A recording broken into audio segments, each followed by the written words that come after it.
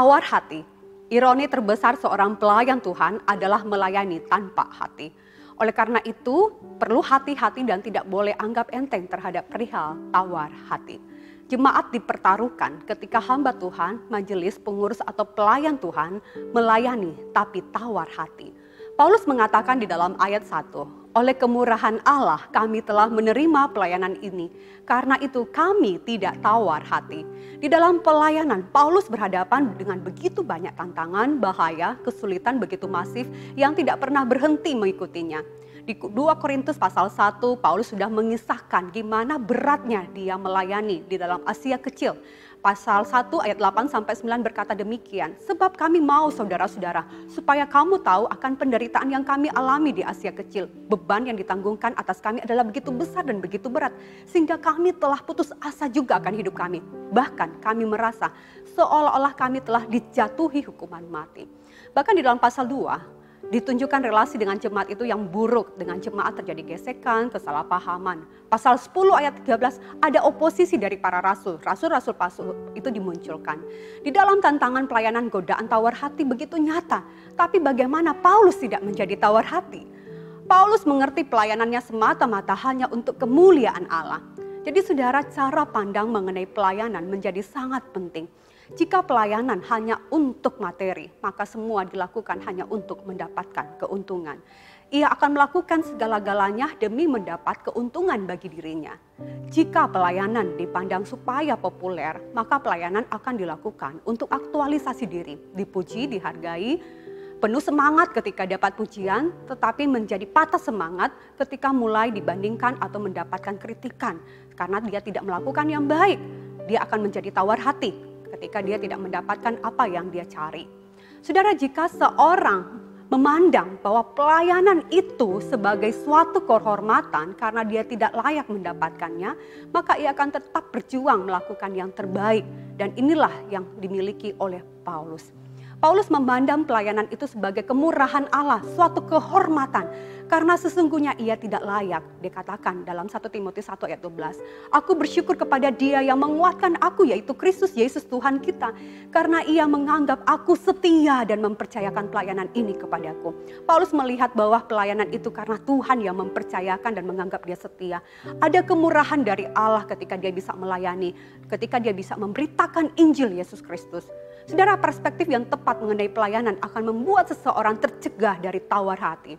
Ketika menyimpang perspektifnya, maka akan dengan mudah kecewa, lelah, frustasi, menyerah, mudah tawar hati. Sudah di dalam ayat 2, Paulus mengungkapkan integritas daripada seorang hamba Tuhan. Di ayat yang kedua itu adalah kontras daripada ayat yang pertama. Kondisi yang tawar hati. Tetapi kami menolak segala perbuatan tersembunyi yang memalukan. Kami tidak berlaku licik dan tidak memalsukan firman Allah. Sebaliknya kami menyatakan kebenaran dan dengan demikian kami menyerahkan diri kami untuk dipertimbangkan oleh semua orang di hadapan Allah. Saudara, ayat ini menunjukkan apa yang dilakukan oleh seorang yang tidak tawar hati, yaitu memperlihatkan integritasnya sebagai seorang hamba Tuhan.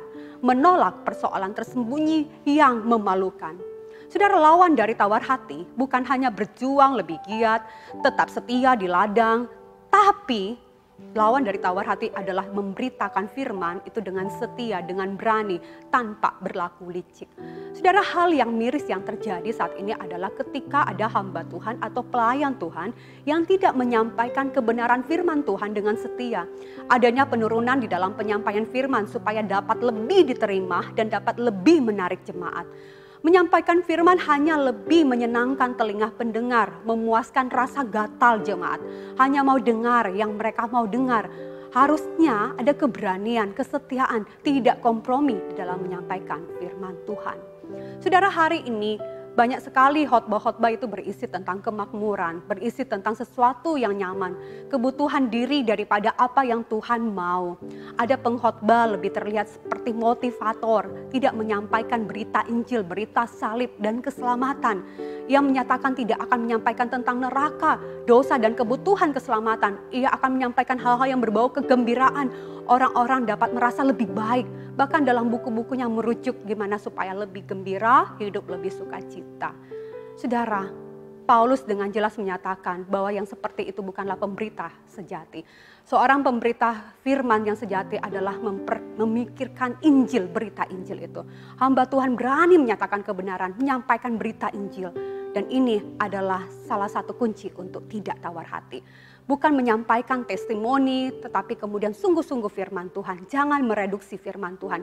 Karena jika mereduksi sama dengan melacurkan firman Tuhan, kata Martin Lloyd-Jones. Saudara, mari kita kembalikan Injil, pesan anugerah kepada jemaat. Jemaat harus di bawah datang kepada Tuhan, kepada anugerahnya.